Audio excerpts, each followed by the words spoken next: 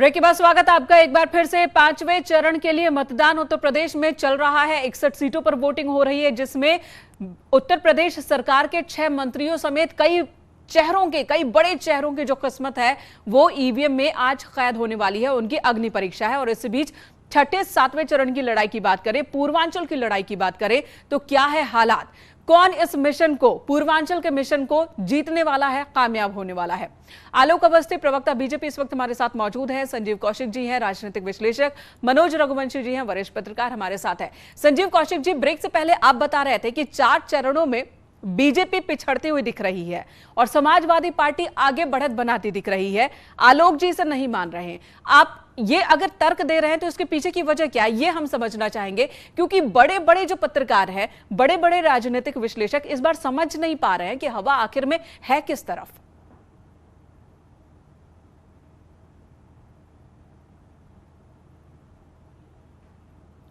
संजीव जी, आवाज मिल रही है आपको? ठीक है, आलोक जी कुछ बोलना चाह रहे हैं। आलोक जी आपके पास आती हूँ, फिर संजीव जी का रुख करूंगे। आलोक जी बोलिए। देखिए मेनका जी, समाजवादी पार्टी का जो इतिहास रहा है ना, वो खून और दंगों से भरा रहा। आज सपा राज में हर जनपद में, हर जिले में एक बाहुबली होता था, एक मिनी सीएम होता था और एक स्कैम होता था और एक दंगा होता था। आज योगी सरकार में हमने हर जनपद में एक उत्पाद के रूप में पहचान दी है, एक इंडस्ट्री के रूप में पहचान दी है, हर जिले में एक मेडिकल कॉलेज की पहचान दी है और जिले को जो है समृद्ध किया है। तो बड़ा हमने लकीर खींची है, हमने विकास की तरफ भी खींची है और हमने इन अपराधियों को काबू में भी लेकर के आए हैं। आपको मालूम होगा उत्तराखंड अपने पूर्वांचल में ये कहा जाता था कि यहाँ पे माफिया और मच्छरों की भरमार होती थी। तो आप कह रहे हैं कि माफियाओं और मच्छरों दोनों से आपने मुक्ति दिलाई है, आपकी सरकार ने यूपी की जनता को मुक्ति दिलाई है।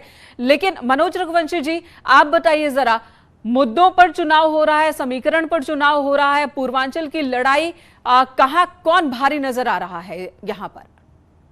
जब भी आपको किसी तकलीफ से मुक्ति मिलती है तो किसी दूसरे को बताने की जरूरत नहीं होती कि आपको मुक्ति मिल गई। मेरे हाथ में यहाँ फोड़ा हो गया, अब वो फोड़ा फूट गया, उसका मवाद निकल गया, दर्द खत्म हो गया, अब कोई दूसरा मुझे बताएगा, मुझे खुद ही पता लग गया ना कि दर्द खत्म हो गया। अगर आपने मुक्ति दिला दी तो आपको जनता को बताने की जरूरत नहीं पड़ती कि मच्छर नहीं है, तुमको मच्छर नहीं काट रहे, जनता को पता होता है। आप अगर 5 साल रिवाइंड करके उससे पिछले 5 साल का लेखा जोखा दे रहे हैं और जो 5 साल आपने बिताए उसका लेखा जोखा आप नहीं दे रहे हैं, तो इसका मतलब आप इशू को डॉज करना चाह रहे हैं ना। साफ साफ बताइए ना। कौन नहीं कह रहा है? मनोज रघुवंशी जी, 5 साल का ब्यौरा दिया ना हमने जो है सड़कों का जाल बिछाया, अस्पतालों का जाल बिछाया, हमने कानून दंगों से मुक्ति कराई ना, अपराधियों से मुक्त कराया ना। उस पर भरोसा है आपको? ठीक है, उस पर भरोसा है आपको, ये अच्छी बात है। लेकिन 2017 में जब समाजवादी पार्टी चुनाव में गई थी, तब भी समाजवादी पार्टी ने नारा दिया था, काम बोलता है, और यही भरोसा था उन्हें कि उन्होंने जो काम किया है उस पर वोटिंग होगी। सभी को पता है कि जब मतदान होता है तो कौन कौन से फैक्टर्स काम करते हैं, और उन सभी फैक्टर्स पर सभी मेहनत करते हैं, सभी राजनीतिक दल मेहनत करते हैं। जिनका कैलकुलेशन ज्यादा सटीक होता है, जो ज्यादा अच्छी तैयारी कर पाते हैं, वो जीतते हैं। संजीव कौशिक जी, किस आधार पर आप कह रहे हैं कि पिछले 4 चरणों में समाजवादी पार्टी ने बढ़त बना ली है और बीजेपी पीछे चली गई है? ये एक कमेंट आपसे चाहूंगी मैं।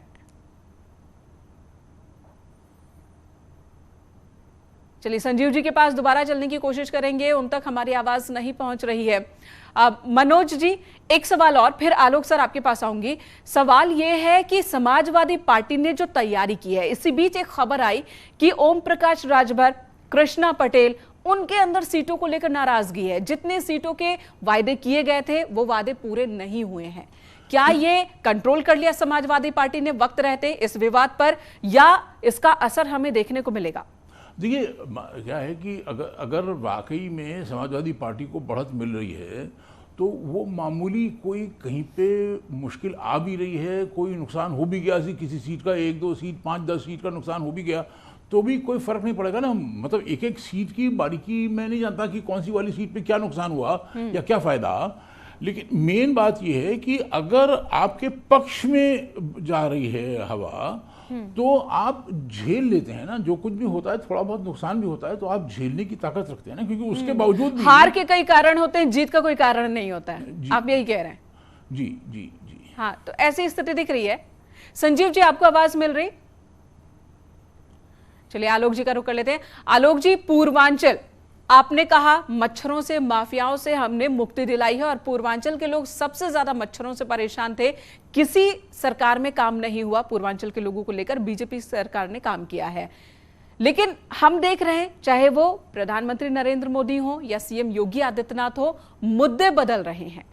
पहले शुरुआत हुई थी 80-20 से, उसके बाद गन्ना जिन्ना की बात हुई और अब बात हो आवारा पशुओं की हो रही है। पूर्वांचल में कौन सा नया नारा होगा, कौन सी नई बात होगी? देखिए, पूर्वांचल को पहले बात अपराध से मुक्त किया है। अपराधियों की पौ बहारा थी, इसी में AK-47 की तड़तड़ाहट सुनाई पड़ती थी। आपको याद रहा होगा कैसे LMG पकड़ी जाती थी और अब जिनकी पकड़ी जाती थी उनको छोड़ दिया जाता था, पुलिस के लोगों को इस्तीफा देना पड़ता था। आज जो है उत्तर प्रदेश जो है विकास के रास्ते पर चल रहा है। और श्रीमान अखिलेश यादव ने क्या किया है, उन्होंने तो सहयोगी को साथ में लिया है, उनको ठग लिया है। एक कहावत है ना कि कोई ऐसा सगा नहीं जिसको हमने ठगा नहीं। ये बिल्कुल किरदार होता है उनके सहयोगी दलों के ऊपर जो अखिलेश यादव के साथ आज चुनाव लड़ने गए हैं। क्या कारण है कि उनको अपने अपनी सीटें छोड़ करके दूसरे सीटों में जाना पड़ रहा है? क्योंकि जनता उनको बिल्कुल बर्दाश्त नहीं कर रही है, क्योंकि जो उन्होंने भारतीय जनता पार्टी को जो छोड़ के गए हैं, और वो अगर इतने सक्षम होते तो उनको उसी सीट पर लड़ना चाहिए था जहां से लड़ते थे। तो सीधी सी बात यह है कि आज विकास की जो रेखा खींची है भारतीय जनता पार्टी ने, जिन लोगों को हम एक सिलेंडर जो हमने उज्ज्वला योजना सिलेंडर दिए, हम उनको होली दिवाली 2 सिलेंडर फ्री में और देने जा रहे हैं। हम जो है कन्याधन के रूप में 1 लाख रुपया बेटिया की शादी में हम देने जा रहे हैं। लोग आप पर भरोसा कर रहे हैं, शिक्षा में लोग आप पर भरोसा कर रहे हैं, मतदाता आप पर भरोसा कर रहे हैं, आप ये कह रहे हैं। अच्छा ये बताइए, अगर मैं आपसे पूछूं 2017 में इन 160 सीटों में, पूर्वांचल के 160 सीटों में लगभग 120 बीजेपी ने जीत हासिल की थी, क्या वही आंकड़ा रिपीट होने वाला है या यहां पर कुछ तस्वीर, कुछ नुकसान देख रहे हैं? ईमानदारी से बताइएगा। देखिए मैं ईमानदारी से कहना चाह रहा हूं कि 2017 का जो हमारा रिजल्ट आया था, हम लगभग उसके पास ठहरेंगे। और उसको आप लगातार 2014 से दिखते तो आइए, 2014 का इलेक्शन हुआ, 2017 का इलेक्शन हुआ, 2019 में बसपा के साथ मिलकर इलेक्शन हुआ, उसके बाद जिला पंचायत का इलेक्शन हुआ, उसके पहले नगर निगम का इलेक्शन हुआ। हर जगह भारतीय जनता पार्टी 2/3 बहुमत से जीतती आ रही है। और ये खाली जो है ऐसे नहीं जीत रही है, क्योंकि जनता के जो काम कर रहे हैं। आज गरीबों का बेटा प्रदेश का प्रधानमंत्री जो पिछले जाति से आता है, वो गरीबों के घर डायरेक्ट बेनिफिट से ट्रांसफर कर रहा है। आज घरों का मालिक बना रहा है ना, पहले क्यों नहीं बनाया लोगों ने? आज घरों में बिजली जा रही है ना, हमने कहा है कि हम हर घर नल पहुंचाने जा रहे हैं, हमने कहा। ठीक है, संजीव जी जुड़ गए हैं, एक रिएक्शन संजीव जी से भी ले लूं। संजीव कौशिक जी, बीजेपी को उम्मीद है कि जो काम इन्होंने किया है उस पर वोटिंग इनके पक्ष में हो रही है। आप बताइए कि आपको क्या लग रहा है, आने वाले 2 चरणों की अगर हम बात करें, पूर्वांचल की लड़ाई की बात करें, तो कौन से फैक्टर्स बीजेपी के अगेंस्ट जा रहे हैं, समाजवादी पार्टी के पक्ष में जा रहे हैं? यदि भारतीय जनता पार्टी ने काम किया है तो काम की बदौलत आगे लकड़ी कहने की जरूरत क्या, क्यों बात पड़ेगी? गरीबी से निकला हुआ है प्रधानमंत्री, दलित से निकला हुआ है प्रधानमंत्री, 80-20 के बीच। अरे भाई, सामंतवादी पार्टियों का एक पार्टी के लोगों के मालिकों का तो पार्टी नहीं है ना, ये पार्टी गरीबों की, ये कार्यकर्ताओं की है। तो हम बताएंगे नहीं कि हमारे नेता कैसे हैं, उसके विचार कैसे हैं, हम पहुंचा रहे हैं लोगों को। ठीक है, आलोक जी, संजीव जी को बोल लेने दीजिए।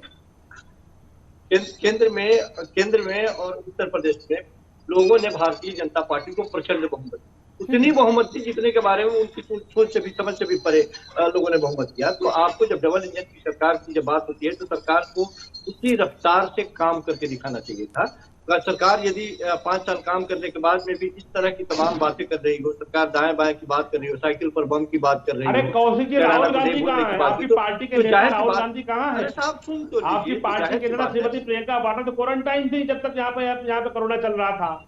तो समाजवादी पार्टी के साथ साथ आप जो कांग्रेस के साथ जो आप खड़े होते हैं कौशिक जी, आपके नेता कहाँ हैं? आज पार्टी का मुलम्मा छोड़ करके आज आप राजनीतिक विश्लेषक बनकर के आ गए। आपको बता दीजिए कि राहुल गांधी कहाँ है, क्यों भाग के कांग्रेस छोड़ करके? जनता ने क्यों हराया उनको? ठीक है, आलोक जी वो राजनीतिक विश्लेषक के तौर पर संजीव जी हमारे साथ जुड़े हैं। राजनीतिक विश्लेषक नहीं है, मैं कौशिक जी के साथ कई डिबेट कर चुका हूँ, कांग्रेस के प्रवक्ता बन के आते रहे हैं और कांग्रेस की नीति से चलते रहे हैं। ठीक है, संजीव जी को बोलने नहीं दीजिए, अपनी बात पूरी कर लें। आलोक जी, कांग्रेस के नेता, इनके नीचे लिखे कांग्रेस के नेता है ये आप मुझे कोई इंडिपेंडेंट आवाज नहीं है। आप मुझे जो भी आलोक जी बोल लेने दीजिए उन्हें। आलोक जी, जो भी मुझे प्रवक्ता बनाना है बना दीजिए, हमें कोई गुरेज नहीं होती। लेकिन मैं सिर्फ क्या कह रहा हूँ, कई डिबेट आप कर चुके हैं, मैं आपको जानता हूं। अरे सुन तो लीजिए, जी संजीव जी कहिए, संजीव जी कहिए। मैं सिर्फ ये कह रहा हूँ कि भारतीय जनता पार्टी ने यदि काम किया है तो डंके की चोट पे, क्योंकि लोगों ने बहुमत अपार दिया है, तो डंके की चोट पे अपने कामों की सूची दिखाने की जरूरत है। कांग्रेस पार्टी वो तो दिखा रहे हैं, वो तो बता रहे हैं, वो तो बता रहे हैं संजीव जी, वो तो लंबी फहरिस्त गिना रहे हैं कि उन्होंने क्या क्या काम किया। उन्होंने उज्ज्वला योजना का नाम लिया, गरीबों के लिए आवास का नाम लिया, शौचालय बनाने का नाम लिया, तमाम गिना रहे हैं वो। ठीक है, मनोज रघुवंशी जी आपके पास आते हैं। मैं यही तो बता रहा हूँ कि धरातल पे उन्होंने जाके देखा होता तो शायद इस तरह की बात नहीं। ये यदि गरीबों के लिए आवास योजना की बात करें तो पता है अरे गरीबी हटाने के नाम पे 5-5 अरे साहब सुन तो लीजिए, बोलने नहीं देंगे आपको, बात कर रहे हैं। अरे 5-5 हजार रुपए के साथ कर लगते हैं उसमें, आज 5-5 हजार रुपए के साथ कर लगते हैं जो आवास योजना की बात कर रहे हैं। अपने गिरेबा बुझा के कि 85% जो लोग लूट, कांग्रेस तो लड़ाई में ही नहीं है। आलोक जी, आप कांग्रेस का जिक्र बार बार कर रहे हैं, कांग्रेस को लड़ाई में आप मान रहे हैं क्या? अभी जो पूर्वांचल की लड़ाई है, ये एक सवाल आपसे कि ये मल्टी कॉर्नर फाइट आप देख रहे हैं या एसपी और बीजेपी में ही है, जैसा कि पिछले 3-4 चरणों में हमने देखा? आपको क्या लगता है आलोक जी? देखिए, मेरा इतना कहना है, ये सब इकट्ठे एक समय पर थे। 2017 में राहुल गांधी और अखिलेश यादव मिलकर चुनाव लड़ चुके हैं और हाशिए पर पहुंच गए। 2019 में अखिलेश यादव बीएसपी के साथ मिलकर चुनाव लड़ चुके हैं और हाशिए पर पहुंचे हुए हैं। तो सीधी सी बात ये, जो जितने प्रयोग करते थे अखिलेश यादव कर चुके हैं, और हमारा जो डबल इंजन की सरकार है वो गरीब जनता के लिए काम करती आ रही है। लगातार हम इंफ्रास्ट्रक्चर के लिए काम कर रहे हैं। ठीक है, तो इस बार तो सभी अलग अलग है, सभी अलग अलग लड़ रहे हैं। हम हर जिले को एक मेडिकल कॉलेज देंगे, इस संकल्प से हम काम कर रहे हैं। ठीक है, सभी अलग अलग लड़ रहे हैं। मनोज रघुवंशी जी, पूर्वांचल में भी लड़ाई पिछले 4 चरण की तरह ही एसपी और बीजेपी में नजर आ रही है, या बीएसपी और कांग्रेस भी कहीं कहीं मजबूत दिख रही है? कांग्रेस का तो खैर कहना ही क्या, बीएसपी कहीं टक्कर देती दिख रही है? देखिए, मेनली पूरे प्रदेश में 7 चरणों में जो लड़ाई है वो केवल बीजेपी और समाजवादी पार्टी में है। मतलब बीएसपी कांग्रेस जो भी एक नंबर पा जाएंगे, वो नंबर हो सकता है कि वो मतलब सिंगल डिजिट में भी हो, दोनों में से किसी का या एक का या दोनों का ही सिंगल डिजिट में हो, या बहुत हुआ तो डबल डिजिट में पहुंच गया। लेकिन कोई बहुत बड़ा, दोनों में से किसी का कोई बहुत बड़ा रोल नहीं है इस इलेक्शन में। केवल समाजवादी और बीजेपी के बीच में ये चुनाव है। और चलिए एक बार फिर संजीव जी का रुख करेंगे। संजीव जी, आज का भी अगर हम देखें वोटिंग परसेंटेज 1 बजे तक, तो वो बहुत ज्यादा देखने को नहीं मिल रहा है, और इस परसेंटेज में समाजवादी पार्टी को उम्मीद नजर आ रही है, ऐसा क्यों? देखिए, मैं पहली बात तो ये मैं बिल्कुल क्लियर कर दूं कि कांग्रेस पार्टी से हमारा कुछ लेना देना नहीं है। फिर भी यदि वो कांग्रेस पार्टी की तरफ से हमें समझते हैं कि हम कांग्रेस पार्टी थे, तो कांग्रेस पार्टी तो इस लड़ाई में है ही नहीं। कांग्रेस पार्टी की चर्चा ही बेमानी है। कांग्रेस पार्टी यदि कहती है कि हम सरकार बना रहे हैं, उस पर तो हम खुद हंसने वाले लोगों में से हैं कि ऐसा संभव ही नहीं है। मूल बात यह है कि समाजवादी पार्टी भारतीय जनता पार्टी को यहाँ पे टक्कर देती हुई दिखाई दे रही है। ये बात भारतीय जनता पार्टी भी समझ रही है। मैं सिर्फ इतना कह रहा हूँ कि क्या भारतीय जनता पार्टी ये बात मानती है कि 2017 में जितने सीटों पे योगी जी को बैठाया गया था, क्या उतनी ही सीटें अभी आ रही हैं? और यदि नीचे आ रही हैं तो ये योगी जी की असफलता है या मोदी जी की असफलता है? जब डबल इंजन की सरकार की बात होती है तो डबल ताकत मिलने की बात होती है। जितनी सीटें उन्होंने जीती थी संजीव जी, जितनी सीटें 2017 में बीजेपी ने जीती थी 325 गठबंधन को मिला करके, अब उससे अगर थोड़ा बहुत कम आ भी गया तो क्या यही समाजवादी पार्टी के लिए उपलब्धि होगी? अगर थोड़ी बहुत कम आती है और सरकार बना ले जाते हैं तो इसको नाकामी आप गिनाएंगे या क्या? क्योंकि 5 साल के बाद एंटी इनकम्बेंसी एक बहुत बड़ा फैक्टर होता है, बावजूद उसके अगर सरकार में रिपीट करते हैं तो उसको क्या गिनेंगे आप? देखिए, आज से साल भर पहले जो भारतीय जनता पार्टी की स्थिति है, पिछले 1 साल में भारतीय जनता पार्टी की स्थिति बदली है और उत्तर प्रदेश की राजनीति भी बदली। ठीक है, ये बात ये मानने को भले तैयार नहीं हो, लेकिन भीतर खाने से जिस तरह से पश्चिमी उत्तर प्रदेश को साधने की कोशिश की गई, जो उसके मतदाता एक बहुत बड़ा वर्ग जो इनसे नाराज है, जो एक युवाओं का एक वर्ग जो नाराज है इनसे, कोरोना काल में जिस तरह की विसंगतियां सामने दिखी है, इन सब चीजों को ध्यान में रखते हुए एक बहुत बड़ा वर्ग है जो इनसे नाराज है। ये बात मानने को तैयार नहीं है। मैं सिर्फ वर्ग की बात कर रहा हूं कि यदि आपने काम किया तो कामों की फहरिस्त बनाइए, फहरिस्त के आधार पे आप वोट मांगिए। संजीव जो फहरिस्त बना रहे हैं, मेरा जो सवाल था उसका आपने जवाब नहीं दिया। आलोक जी, आती हूँ आपके पास। एक सवाल और संजीव जी से कि क्या जो नाराजगी है बीजेपी को लेकर मतदाताओं के मन में, वो उतनी बड़ी है कि उसका फायदा समाजवादी पार्टी को मिल जाए, या समाजवादी पार्टी ने वो रणनीति बनाई है कि वो फायदा मिल जाए समाजवादी पार्टी को? जो वोट परसेंटेज को लेकर समाजवादी पार्टी उत्साहित दिख रही है, आप भी कह रहे हैं कि समाजवादी पार्टी ने बढ़त बनाई है, तो आधार क्या है इस वोट परसेंटेज में? कहां आपको उनकी कामयाबी दिख रही, ये एक बार समझा देते।